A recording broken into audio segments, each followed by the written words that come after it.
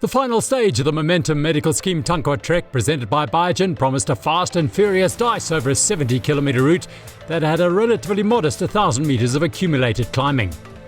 Yeah, it's the last stage, but it's going to be a fast one and a short one, so yeah, I like the shorter stuff or the longer stuff also, but yeah, shorter stuff also suits me, so it's going to be like more, I think, like more XCO style, so yeah, let's see what happens. With a lead of 4 minutes and 53 seconds, the corner card pair of Nino, Schurter and Filippo Colombo were sitting pretty in their first ascent yellow leaders jerseys. It was up to second place Matt Beers and Tristan Norkier to try and stir things up to put the pressure on the Swiss pair. That might prove to be difficult on a stage without a seriously big climb. Add to the mix teams looking for a redemptive stage win after some bad luck on previous days, and the cards look to be falling the way of the corner card team. For returning riders, this stage was something new, with a maze of newly created single track and creative use of the terrain, making for a truly exceptional riding experience. One of the teams looking for a win to make up for previous misfortune was Cannondale Factory Racing, and Alan Hathley had the bit between his teeth. He and Andreasen were charging and challenging Schurter and Colombo, who'd opened a small advantage. The outcome of this was a stretching out of the lead group. Back into the single track, Nino took control and a modicum of calm returned.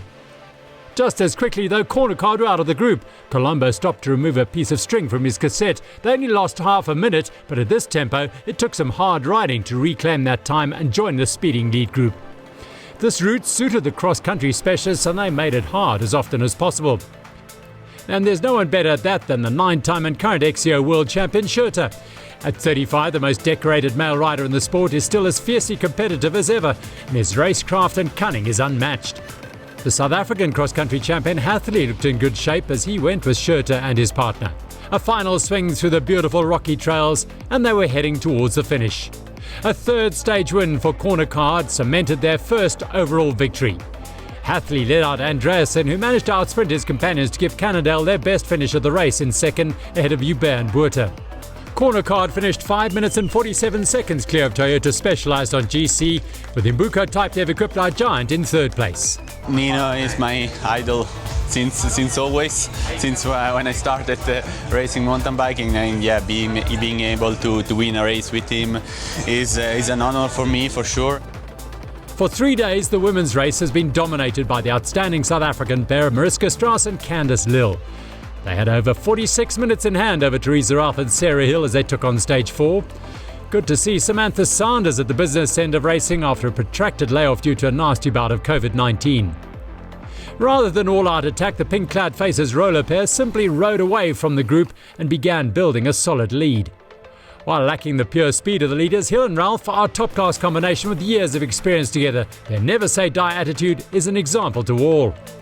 Lill and Strauss are South Africa's preeminent cross-country racers on the World Cup circuit, and their riding over the 4 days proved once again that they have what it takes to mix it with the big guns on the international stage. Sarah Hill and Teresa Ralph did a fine job in limiting their losses while also staying clear of Samantha Sanders and Kim LaCourte.